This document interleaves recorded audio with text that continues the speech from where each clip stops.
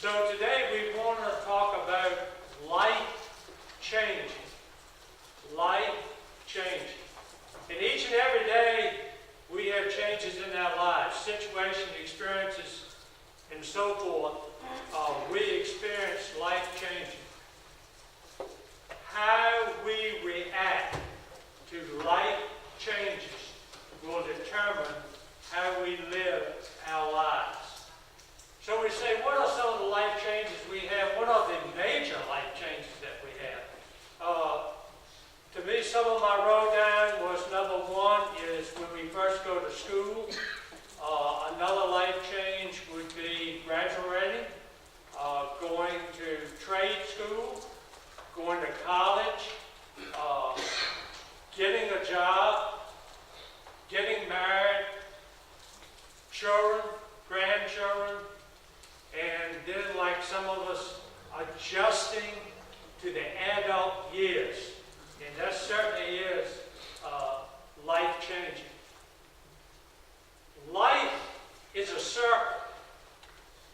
There's no beginning and there's no ending. But when we are born, we begin to die. And when we die as Christians, we begin to live. And the circle of life touches upon many things which are good and bad. From within the circle of life, God is the center.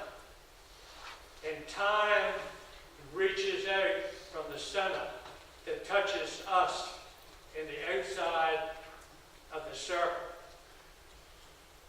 We talk about life-changing and we talk about time. Time is a thing that we need most. We don't own it. We never will own it. We base our lives upon something that we don't have. Life-changing events will come and go. We have life-changing events by natural occurrences, and we have life-changing events that happen by the choices we make. And often we make excuses. Oh, Carl, I'm getting too old. I'm young. I got plenty of time. I can't afford it. It's not me. It's not my family. We've never done it this way before. I'm not strong enough, and I'm too busy for life changing. If you don't remember anything from the message today, I want you to remember the next two statements. Don't believe everything you think. I'm going to repeat that. Let it sink in. Don't believe everything that you think. And number two, if I can change your thoughts, I can change your life. If I can change your thoughts, I can change your life. How can we be prepared for life changing? How can we be prepared? We are people of constantly searching.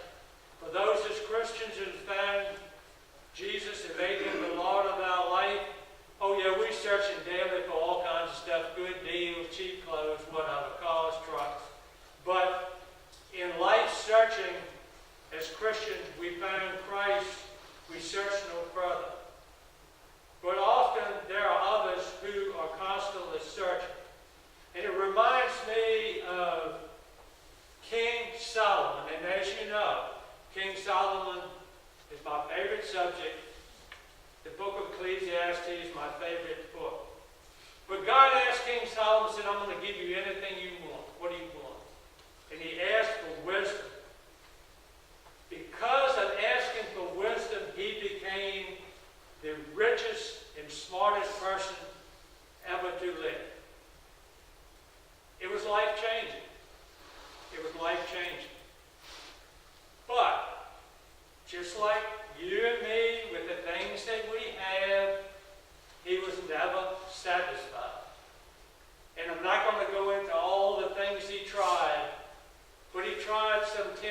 12 things in life.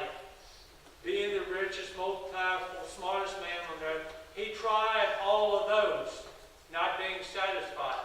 And what did he say in the end? He said, all is vanity, which means all them 12 things are nothing. They are not anything. Sometimes today in life searching, we get blinded by certain things. I think Solomon was blinded by his riches. He was blinded by his power. Too often today, you and I are blinded by certain things. Money, things, and we can put a whole list of that. Or we could say sports, traveling, the list goes on. Many times we are consumed by these, and we don't have time for ourselves. We don't have time for our lives. Too often we're consumed and we don't know where we're going, where we're going to be, and how we get there. One Sunday I wrote on the board in my Sunday school class, and I love this. Also, I put it on Facebook because I was fishing. And fishing means to see what somebody would say. If you keep traveling down the same road you are going, where will you be when you get there? It's deep. I had one person responded on Facebook. I was on it about 3 days. He said, I know the road I'm traveling on, and I'm traveling on this road as a Christian, and when I get there, it'll be an eternity, and I'll be with Jesus. I said, that's cool. This is the only person ever responded to that. But too often, we don't know where we're going, we don't know how we're going to get there, and we don't know what we're going to do when we do get there. But each day, we face change. I don't like change. Most of us don't like change. I can remember back in the beginning when computers sort of hit everywhere, and my boss at work, he was about ready to retire, and he told our supervisor, I just can't deal with the computer. He said, well, this is the age that we're living in. The world is going to it. If you can't adapt to it, you're going to have to go. He said, fine, I'll retire. So, change happens each and every day to us, one way or the other.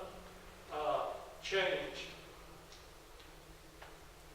In searching and thinking about change, we look for something that is a constant, something that don't change, something that we can depend on.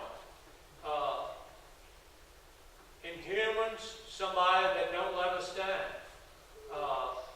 somebody that we can trust, somebody that understands, somebody that forgives. Well, just in case you're still searching for that person, you're not going to find it. And there's only one person that is not a human being that we can find all these things in, and that is in God. For God said, or Jesus said, I am the same yesterday, today, and forever. Life-changing world, most often God is our last resort. And when we have problems, we have issues, we try to do something, whatever, it's always, I'm going to fix it. Well, that don't work. Whether it's, well, you got an idea how to fix it, or whatever. That doesn't work. And then our last resort becomes God. We waste so much time and effort. What unites us together today, I think we can say, is love. Love is a universal theme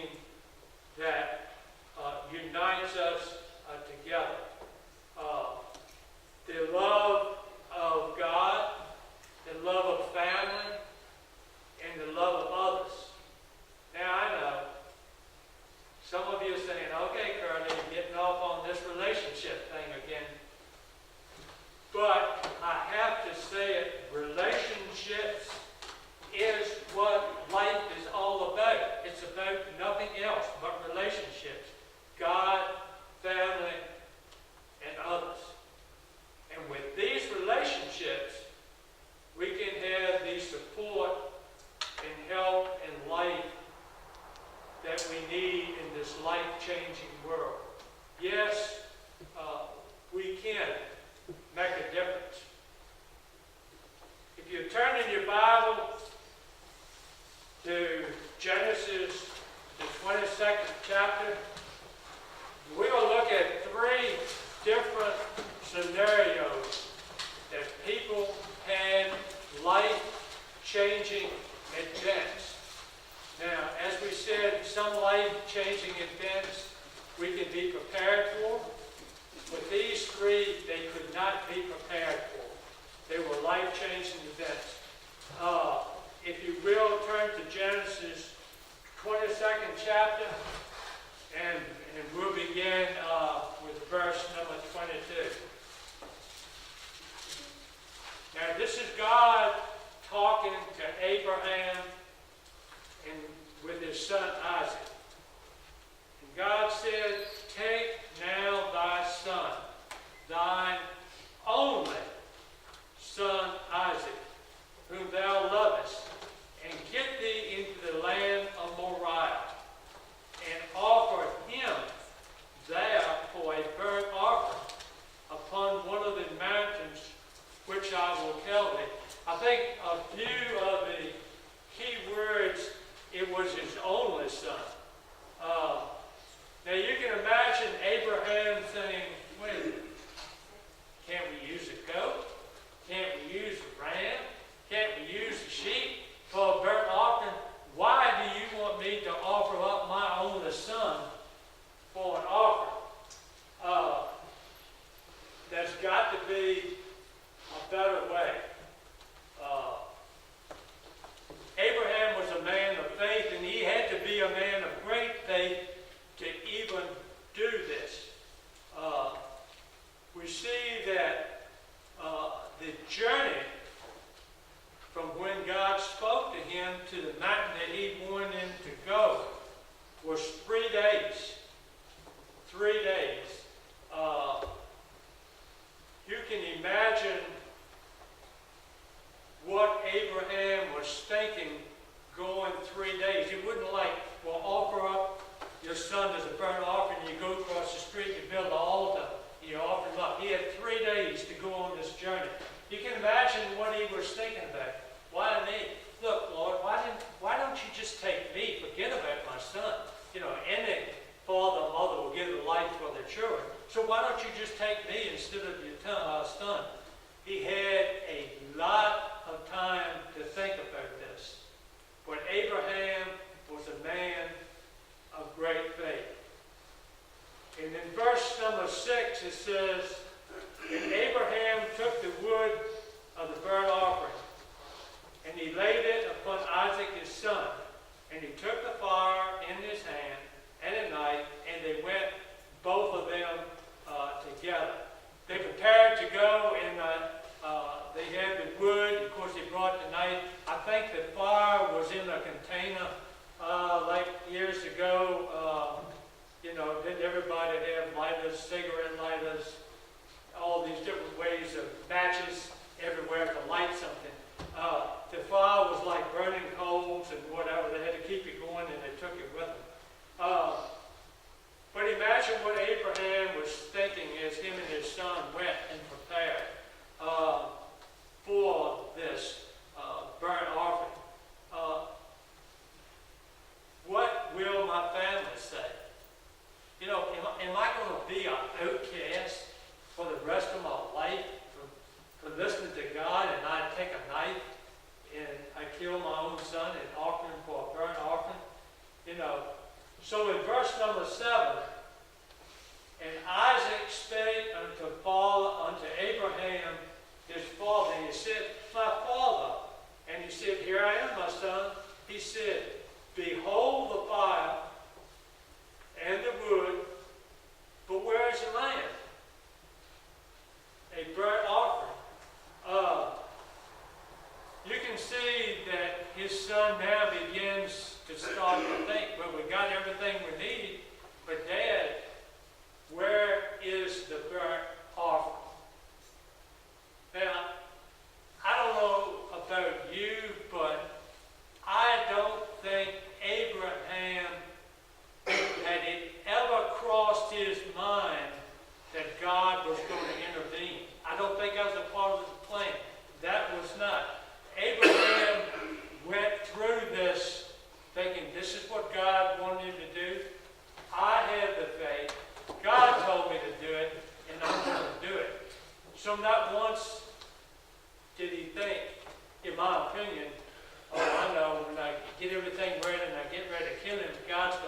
take a knife with my hand.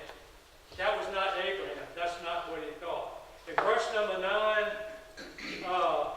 Abraham answered his son and said, God will provide a lamb for a burnt offering. So they went, both of them, together. Not a correct answer for his son. God will provide. Not quite the correct answer.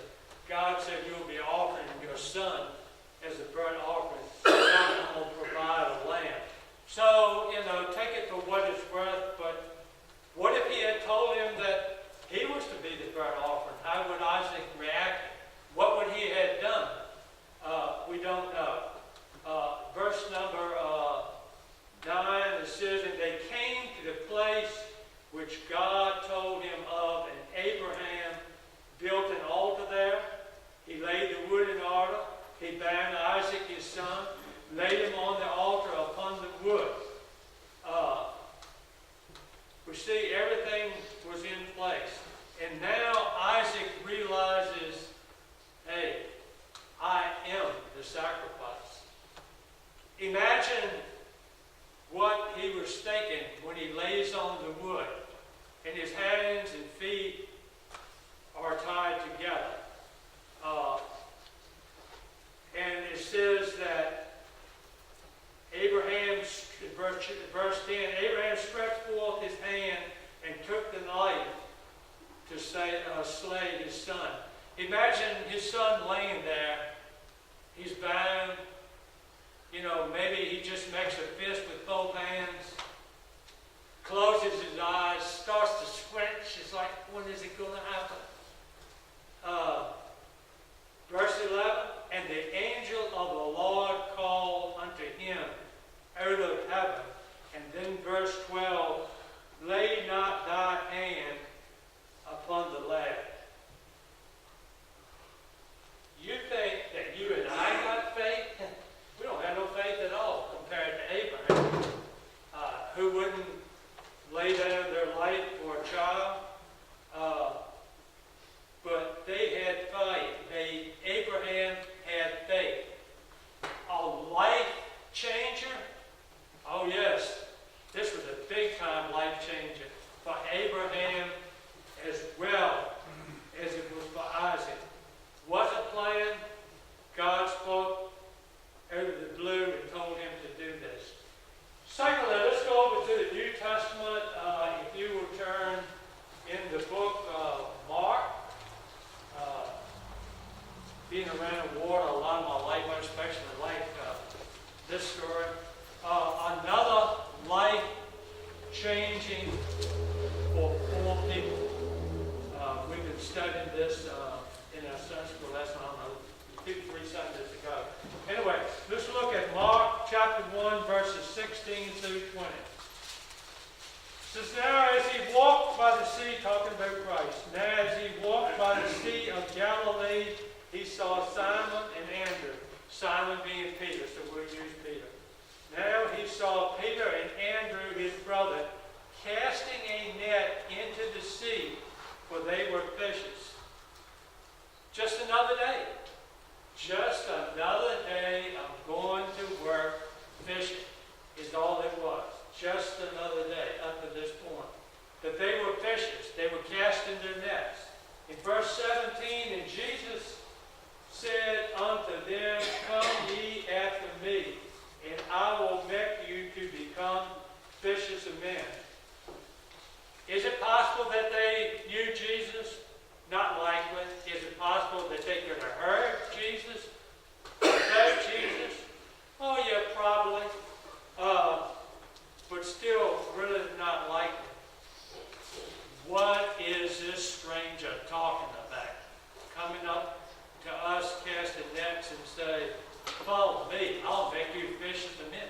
Was he talking about he knew some other people that could help us? Well, if we need more help fishing, hey, why don't he help us? What is he talking about? Becoming fishers of men.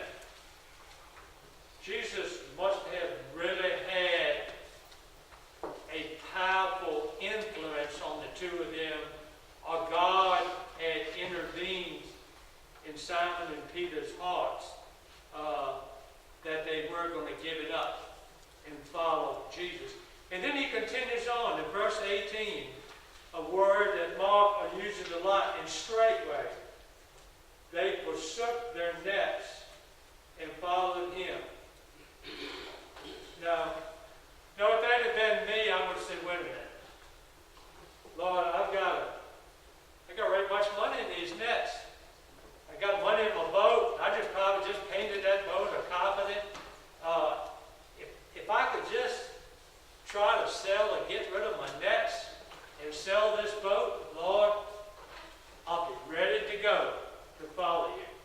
But no, with them, it says they forsook their nets and followed him. Delayed obedience is disobedience. Delayed obedience is disobedience.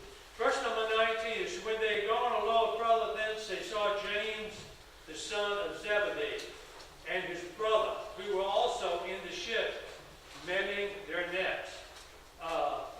John, James, and their dad, this time, when he came upon them.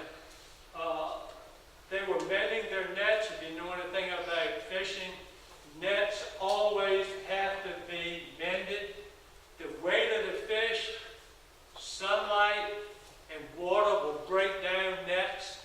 So almost every time when you cast nets or put nets out to catch fish and you bring them in the next day or so, the nets have to be mended. So they were mending their nets. Also, when you're fishing, and they were probably doing this, they were straightening the nets, because whether you're casting a net to fish, or whether you're using a gill net, a hand-thrown net, the net has to be organized in the boat before it's put overboard, because if it isn't, it ends up being a tangle mess, and you can forget fishing. So they were working on their nets.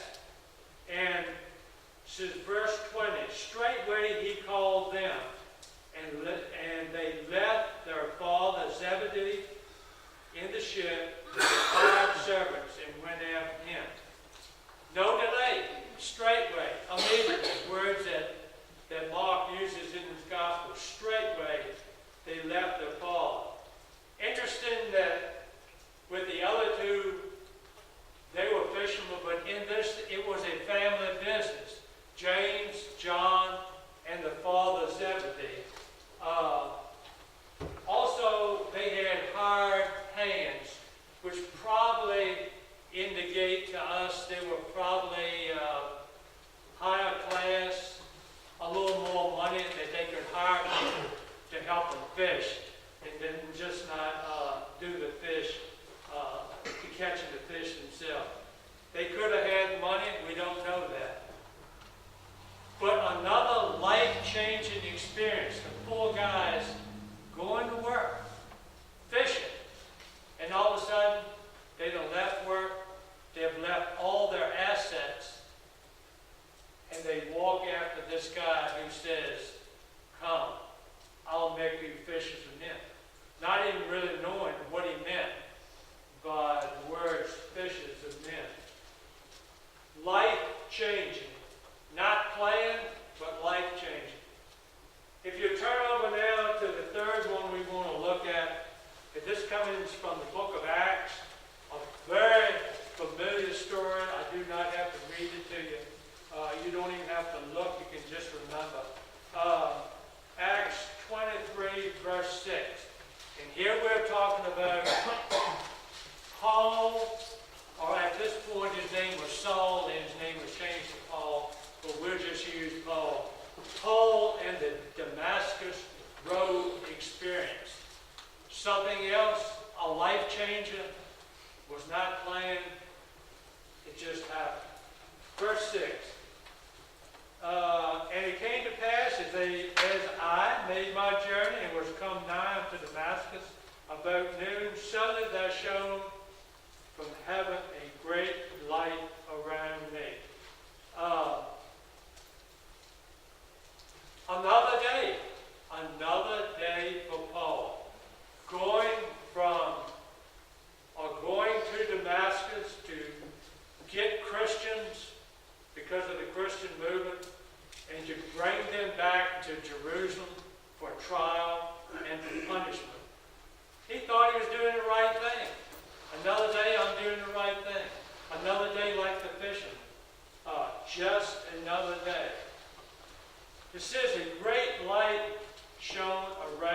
him. I don't pay any attention to it, but it was 12 o'clock, my friends, not at night, but at daytime. Now, it was no power pole, with the thing hanging on the transformer that exploded. It was a great light. A great light shone on Paul at 12 o'clock during the day. Now, as I said the first service, I'm looking at that door and I'm looking at how bright it is. And remember, the bright light that shone on him was so bright, eventually he became blinded. It was at 12 o'clock during the day. And in verse number 7, he fell to the ground and heard a voice saying unto me, Saul, Saul, why persecutest thou me? And of course, these were strange words to him because he thought he was doing the right thing. This Christian movement's got to be stopped. These Christian people, we're going to do away with it. I'm going to take them back to Jerusalem as prisoners. We'll put an end to this Christian movement. In verse 8, he says, and I answered, who art thou, Lord? And he said unto me, I am Jesus of Nazareth, whom thou persecutest. Paul recognized and called him Lord. We don't know how he recognized him, but I guess after he saw this great light, which was no normal thing, and heard the voice, he knew it was just not another ordinary person.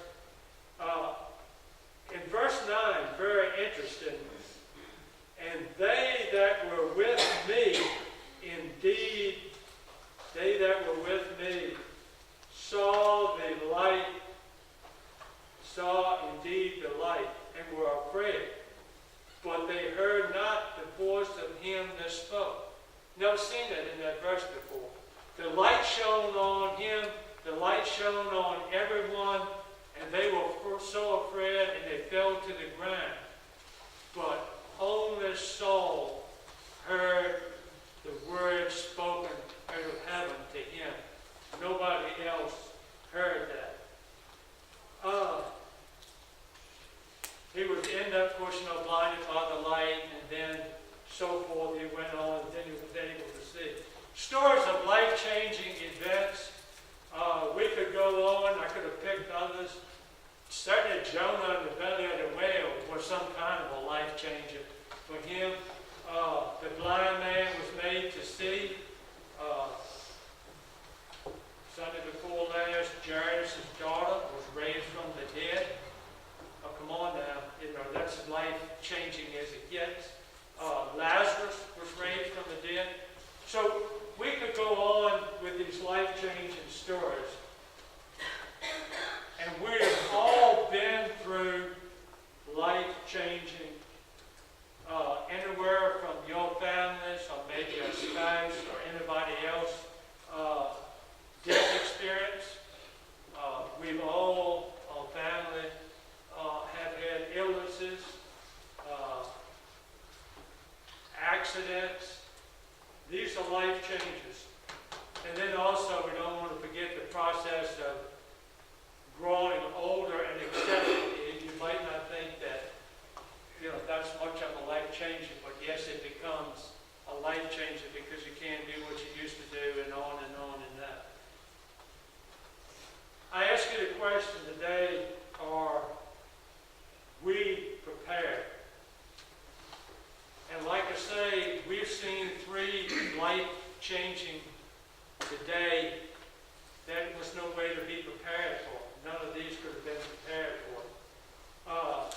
But certainly today, the big life change, we can be prepared for. Where do we go from here? Today, if you're not a Christian, you accept Christ as your Lord and Savior and make Him the Lord of your life, and that will be the biggest life changer that you will ever have. But where do we go? What do? We look at ourselves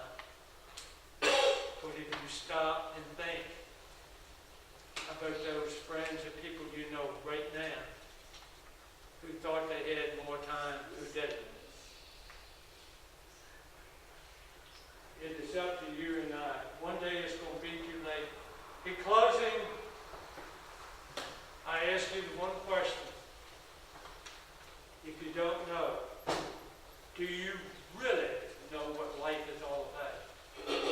Think about it. If you don't, you might need to change. You might need to change in a way you might not need to change, but you might want to think about, do you know what life is all about? Majority of people go through life and never find out what life is about. Let us pray. Lord, we thank you for this day. I just thank you so much for helping me to get the words that I could use and what means a lot to me and what I think may mean a lot to other people. And we can use these words today to help me and others bring life changing to ourselves. Maybe not in a big way, maybe only in a small way, just a small way with our families or in our families. Help us in the small things of life. And spending more time with children. Spending more time with grandchildren. Doing the things in life that are important. Not worrying about how the yard looks, or how tall the grass is, or how many limbs are in the yard. Those things don't matter. The other things in life, as it is built upon relationship, help us to learn and to see before we die and can experience life-changing in what life is all about. Lord, I thank you for those who come today. We thank you for being here and visiting us with your presence. Bless us now. Give us a great week. And then in 2 Sundays from now, it will be Easter. We thank you for all you do for us, and I